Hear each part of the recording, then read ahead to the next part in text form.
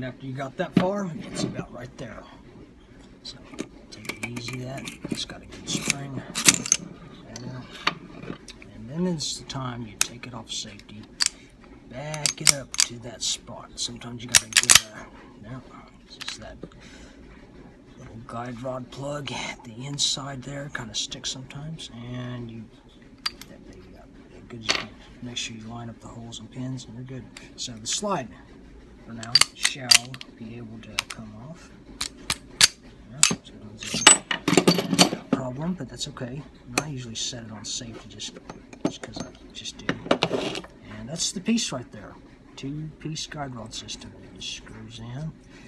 And I don't know why they didn't make it just a little bit shorter, you know, so it would actually fit into the slide and do all that stuff. They made a 2-piece.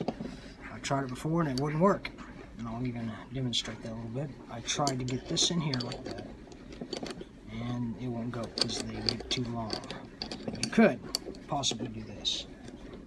And it could work, but you know, then whenever you get to the plug and putting it in there, you got this part in the way, and then you got to get a cap or some kind of socket kind of tool to push down and then flip it in, and that's just too much messed up stuff. But I'll kind of demonstrate that's not the way it is. And always make sure that is up forward like such. And I usually do this on Kimbers. I've had many of them, and they have 1-piece guide rod system. You know, it comes together and it presses in right here, but this piece is bigger and it's solid here, but it just fits in there. Let's see what we can do. See that? I'll try to put it back together and see, and it just won't happen because they made it a little bit longer.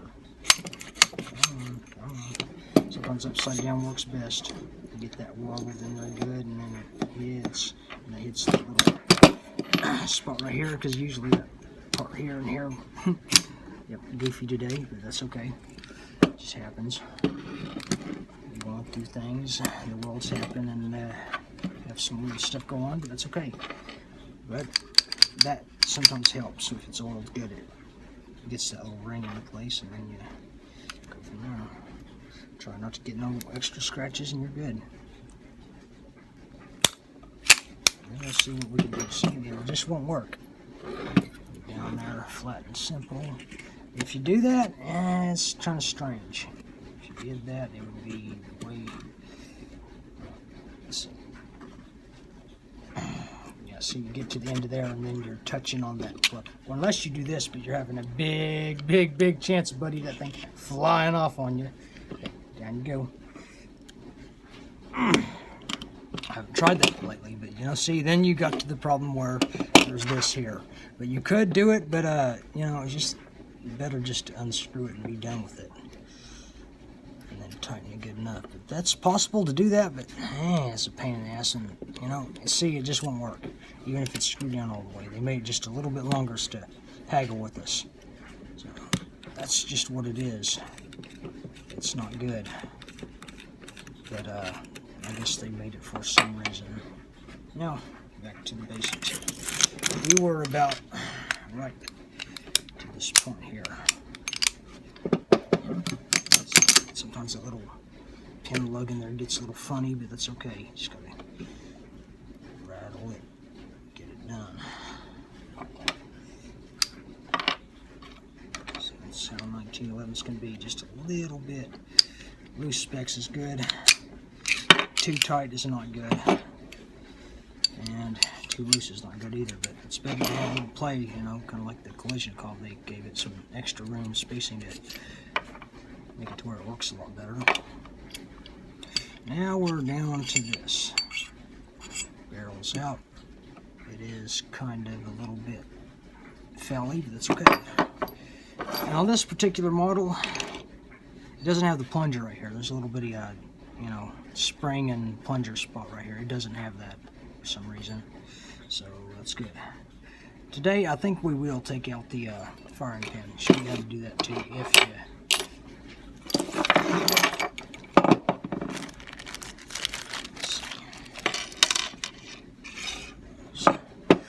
Firing pin goes such like this. You would put it down like that, push it in, and then slide it up forward. And then watch out, don't lose nothing, don't let it bop you in the face or nothing, but you'll be good. Just gotta take care of yourself. There. That comes out in this part here, right off there. And there is the firing pin assembly and the spring. And that should be all that's in there for these particular Browning designs. And yep, you just look in there and make sure everything's cool, no sludge stuff, no good bad stuff in there, just barely any oil and you're good. And that's about all I usually go to make sure a pistol is really good and clean. Everything else, you know, everything else should just be good. Just test it out and make sure that it's smooth.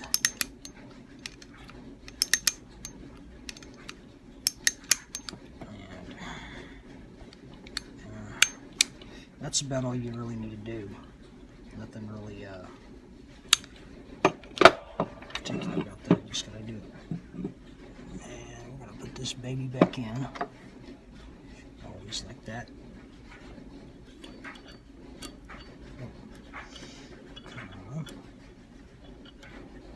Find a little notch and go from there.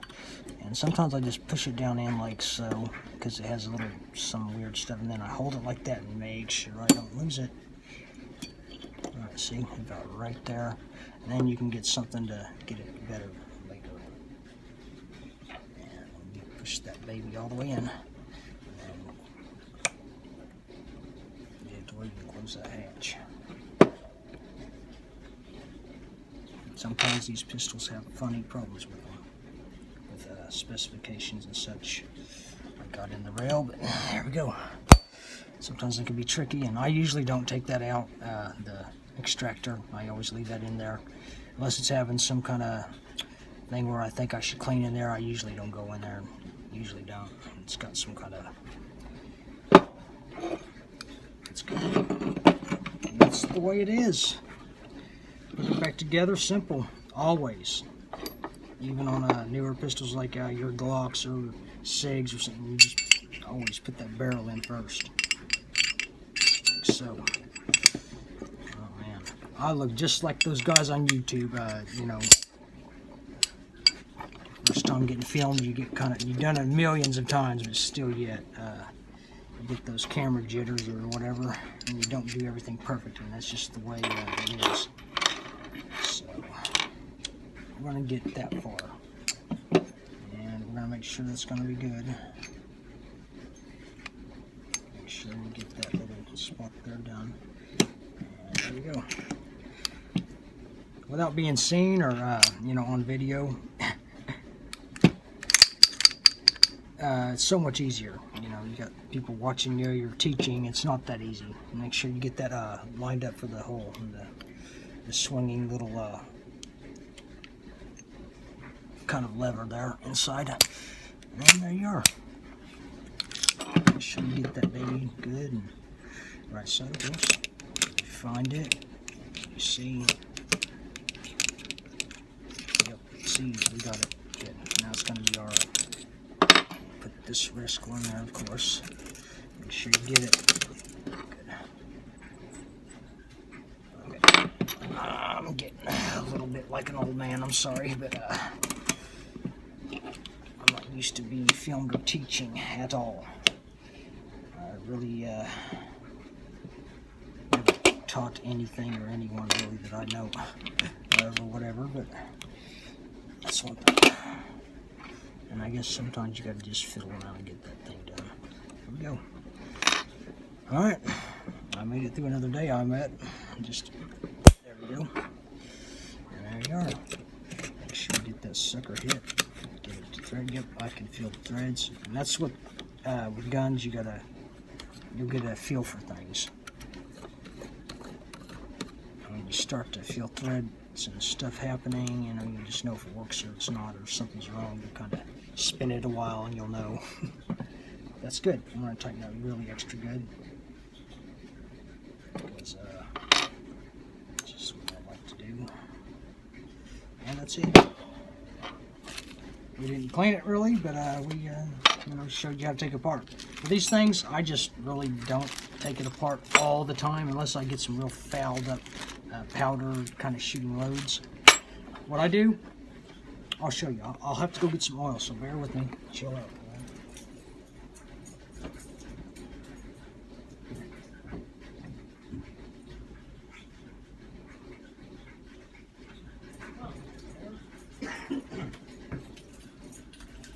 I misplaced my oil off in another room. I'll be right there.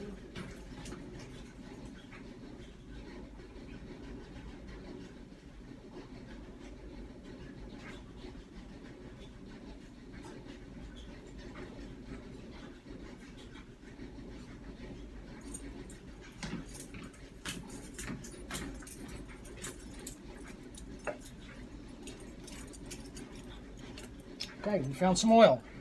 Some new hops I've acquired.